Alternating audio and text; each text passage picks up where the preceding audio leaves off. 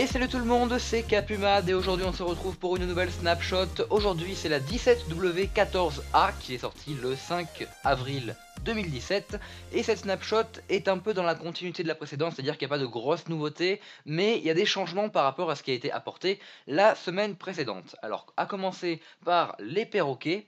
On va en faire apparaître quelques-uns. Les perroquets, déjà premièrement, comme vous pouvez le voir, il y a une nouvelle couleur qui a été ajoutée, pas dans cette snapshot, mais dans la snapshot B de la semaine dernière. Donc c'est une couleur grise avec un bec jaune. Donc ça, du coup maintenant il n'y a plus 4 couleurs, mais 5 couleurs de perroquets, que vous pouvez toujours donc trouver dans les jungles. Donc ces perroquets, il y a donc eu des modifications. Alors on peut toujours les nourrir avec des cookies. Donc on va en nourrir quelques-uns. Voilà. Et ben il est long celui-là, on va en avoir quelques-uns. Et comme vous pouvez le voir déjà, comme vous avez pu le voir, maintenant on peut les faire asseoir ces perroquets. Donc ils vous suivent naturellement. Comme vous pouvez le voir, si je bouge un peu, ils me suivent. Et si vous voulez Bon, ils me suivent, ça dépend un peu de certains. Mais comme vous pouvez le voir, il suffit de les asseoir pour qu'ils ne bougent plus. Hop, et hop, lui, il va s'asseoir, voilà. Ces perroquets, ils peuvent toujours monter sur votre épaule. Tout ce que vous avez à faire, c'est ne plus bouger, les relever. Et normalement, ils devraient être tentés par venir sur votre épaule.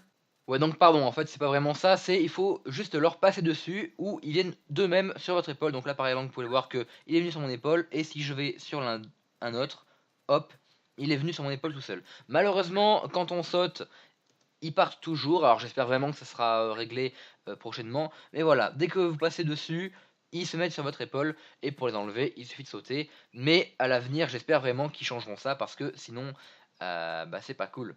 Sinon, autre chose, on va les faire asseoir juste ici. Voilà, pour pas qu'ils soient... Assis-toi, assis-toi, assis-toi. Ok, nickel. Maintenant, vous allez voir un truc vraiment marrant. Je vais prendre un jukebox. Toi, tu vas t'asseoir. Hop. Voilà. Un jukebox et un CD qui doivent être ici. On va prendre Maul. Je vais en poser un ici.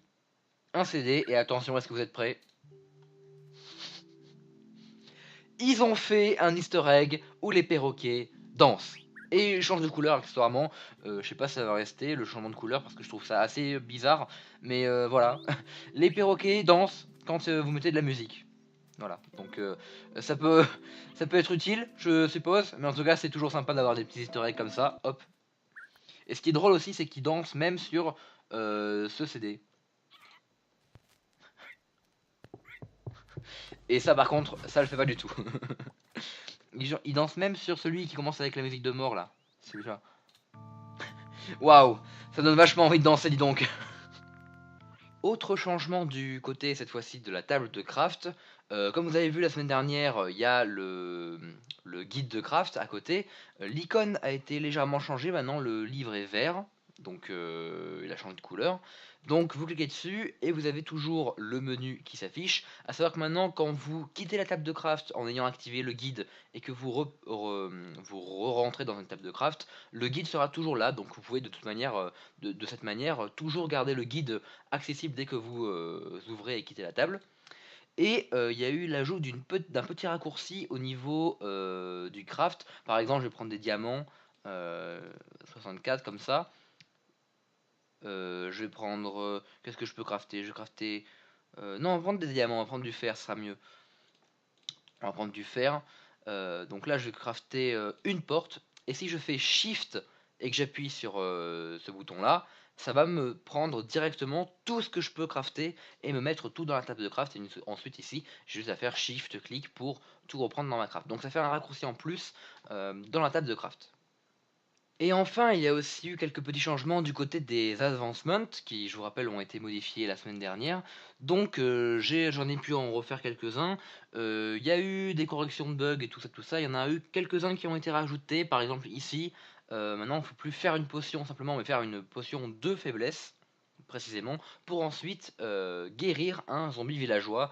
Et donc, ça fait deux nouveaux achievements ici. À savoir que maintenant, quand vous débloquez aussi des crafts au fur et à mesure de votre aventure, comme je vous ai montré dans la snapshot précédente, ça ne spamme plus votre chat comme avant. Maintenant, ça a été mis à jour ici en haut à droite. Ça va refaire comme avant, en fait, ça va reafficher les achievements un par un.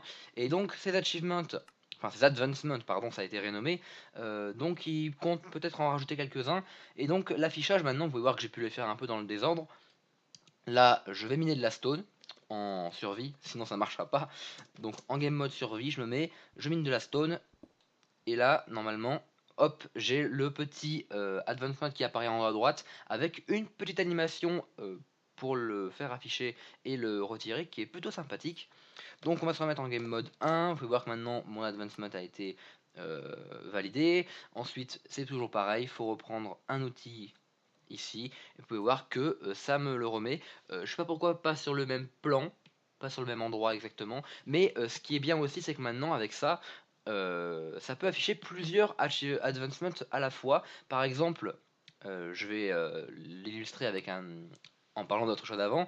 Vous pouvez le voir ici. Il y a un nouvel onglet d'advancement qui cette fois s'appelle Adventure et non pas Minecraft.